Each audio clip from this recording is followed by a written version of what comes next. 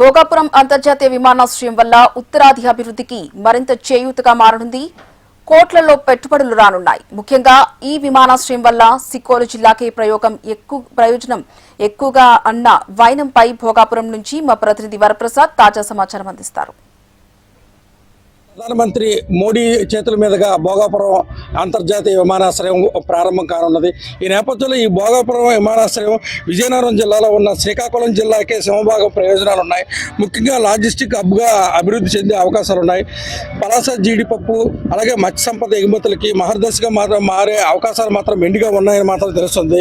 దీనివల్ల విజయనగరం జిల్లాలో ఉన్నా సరే శ్రీకాకుళం జిల్లాలో మాత్రం ఈ ఎయిర్పోర్ట్ ఎప్పుడు ప్రారంభం అవుతుందా అని చెప్పేసి చాలా ఉత్కంఠతో జిల్లా వాసులు చూస్తున్నారు. ముఖ్యంగా ఇక్కడనే ఒక పక్క మూలపేట పోర్టు ఉంది, దాని జల రవాణా, మరో పక్కన భోగాపురం వాయు రవాణా, ఈ రెండు సౌకర్యాలు అందుబాటులో వస్తే మాత్రం శ్రీకాకుళం జిల్లా లాజిస్టిక్ హబ్గా పెద్దగా మారే అవకాశాలు ఉన్నాయని మాత్రం జిల్లాలో చెబుతున్నది.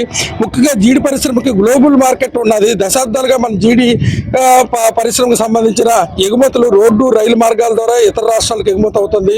ఇప్పుడు భోగాపురం నుంచి వెళితే సుమారు 25,000 మెట్రిక్ టన్నుల సామర్థ్యం గల భారీ ఎయిర్ కార్గో సదుపాయం అందుబాటులో వస్తుండడం పలాస జీడికి అంతర్జాతీయ మార్కెట్లు గేట్లు తెరుచుకునే అవకాశాలు ఉన్నాయని మాత్రం అవుతుంది. ముఖ్యంగా చూసుకునేసరికి ఇక్కడి నుంచి గల్ఫ్ ప్రాంతాలకు కూడా వెళ్ళే అవకాశాలు మాత్రం అవుతున్నది. అదేవిధంగా చూసుకునేసరికి చాలామంది యువత అమెరికాలోని దుబాయ్లోని ఉద్యోగాలు చేస్తున్నారు. వాళ్ళు ఇంతకుముందు రకరకాలుగా వచ్చారు. ఇప్పుడు డైరెక్ట్గా భోగాపురంలో దిగి తమ సొంత ప్రదేశాలకు కూడా వెళ్ళే అవకాశాలు మాత్రం మెండుగా ఉన్నాయని మాత్రం తెలుస్తుంది. ఇది శ్రీకాకుళం జిల్లాకి ఈ భోగాపురం ఎయిర్పోర్ట్ వల్ల చాలా ప్రయోజనాలు మాత్రం తెలుస్తుంది. ఇది భోగాపురం ఎయిర్పోర్ట్ వద్ద తాజా సమాచారం. కెమెరామెన్ గోపితో వరప్రసాద్, HMTV, శ్రీకాకుళం భోగాపురం విమానాశ్రయం.